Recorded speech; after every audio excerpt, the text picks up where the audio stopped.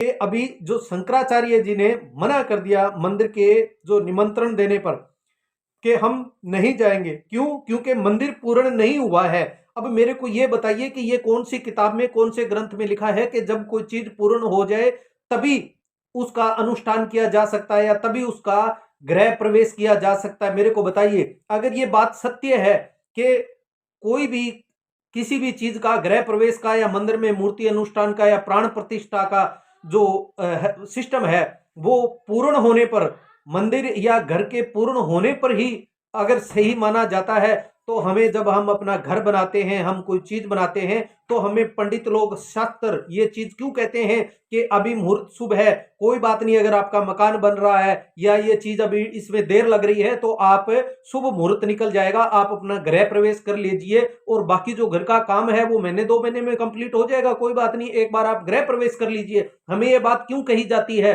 क्या ये चीज शंकराचार्य को पता नहीं है? क्या हमारे शास्त्रों में ये चीज नहीं लिखी है कि किसी चीज का अगर शुभ मुहूर्त है तो वो मुहूर्त कर लेना चाहिए, बाकी चीजें बाद में होती रहेंगी? शंकराचार्य जी ने जानबूझकर ये मना किया है, हालांकि उन्हें पता है। मैं आप लोगों को एक बात बता देना चाहता हूं और शंकराचार्य जी को भी बता देना चाहता हूं कि जो हिंदुत्व के लिए काम करेगा, जो भगवान राम का मंदिर बनाएगा ना हमारे लिए, वही शंकराचार्य है। ये हिंदुओं को कान खोल के बात सुन लेनी चाहिए।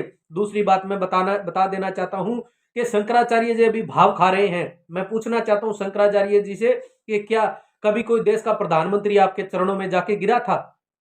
देश के इतिहास में 65 सालों में कांग्रेस ने राज किया, कुछ गैर कांग्रेसियों ने भी प्रधानमंत्री रहे। क्या कोई प्रधानमंत्री आपके चरणों में जाके गिरा था? नहीं गिरा ना। ये मोदी जी जाके गिरते हैं। इसलिए ये शंकराचार्य जी अब भाव खा रहे हैं। इन शंकराचार्यों ने इतने समय मौज मस्ती, ऐश प्रस्ती की, आनंद लिए, सुख भोगा। इन्होंने गाड़ियों का, काफिलों का, सिक्योरिटी का, खाने का, पीने का, बाहर जाने का, हर चीज का, बड़े बड़े महलों का इन्होंने आनंद भोगा है। मैं आपको बता देना चाहता हूं। लेकिन हिंदुत्व के लिए इन्होंने क्या किया है? आज समय आ गया है जब इन्होंने मना किया है। भगवान रामचंद्र जी के मंदिर के प्राण प्रतिष्ठा में आने के लिए इन्होंने मना किया है, तो अब हिंदुओं को चाहिए कि इनसे सवाल करें, क्योंकि सवाल करने का मौका इन्होंने खुद ने दिया है।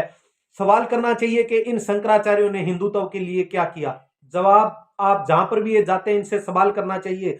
क्या कभी किसी हिंदू का दुख दर्द इन्होंने जाना? क्या किसी हिंदू के गरीब घर में ये बहन बेटियों के, विधवा बहन बेटियों के गए? क्या कभी हिंदुओं के साथ अत्याचार हुआ? ये उनका दुख जानने के लिए गए? क्या हिंदुओं को, जो गैर हिंदू हैं, कुछ लोग, अभी राजस्थान में एक वाक्य हुआ है, जब कुछ बोलते हैं तो यहां से कर दिया जाता है।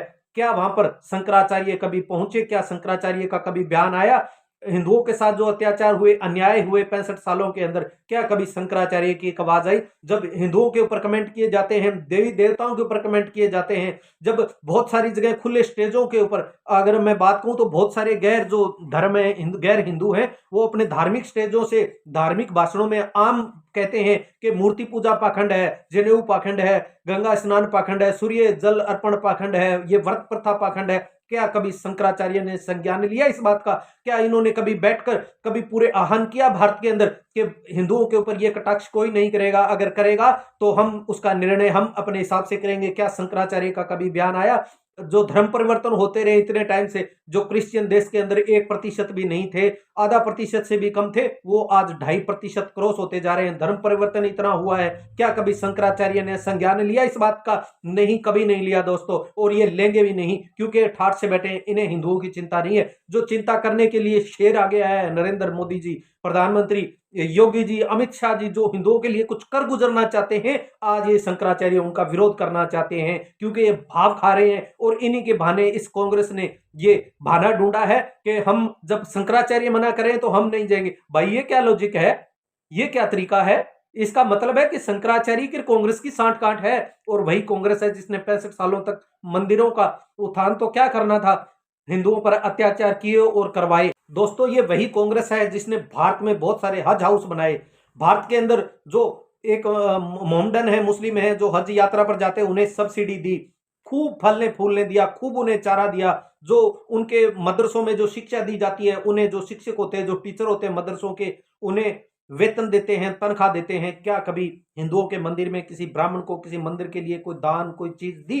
कभी नहीं देते। 500 सालों से भगवान राम जी एक तंबू में थे, कभी कांग्रेस को याद नहीं है किसी देश के प्रधानमंत्री को? आज तक 65 सालों में जो कांग्रेस के इतने प्रधानमंत्री रहे, कांग्रेस के अध्यक्ष रहे, क्या कभी भगवान राम जी की नहीं याद नहीं आई? क्या कभी अयोध्या गए थे? इतिहास फरोड़ कर देखिए, कभी आज तक नहीं गया। लेकिन जैसे ही मोदी जी बने, अयोध्या की इन्होंने सार ली, वाराणसी की इन्होंने सार ली। यानी कि आपके धर्म के लिए कुछ कर रहा है तो उससे मुख मत मोड़िए। ये अवतार हैं, कोई आम इंसान नहीं है। इसलिए मैं कहना चाहता हूं कि जो हमारे धर्म के लिए कुछ करेगा, जो आगे बढ़ेगा, धर्म के उत्थान के लिए करेगा, भगवान राम जी के लिए जो करेगा, हमारे लिए वही हमारे शंकराचार्य हैं। इसलिए मैं मोदी जी को और योगी जी को इस बात के लिए नमन करना चाहता हूं, सल्यूट करना चाहता हूं। लेकिन अगर हो, आपको भगवान राम जी के मंदिर में आने की खुशी है, आप हिंदू धर्म को चाहने वाले हो, आपके दिल में कहीं प्रेम है, तो इस वीडियो को ज्यादा से ज्यादा शेयर करें ताकि हर एक हिंदू के कानों में ये जाए और वो जागे और वो समझे कि कहीं ना कहीं मोदी जी देश के लिए, देश के उत्थान के लिए, विकास के लिए बहुत अच्छा कर रहे हैं।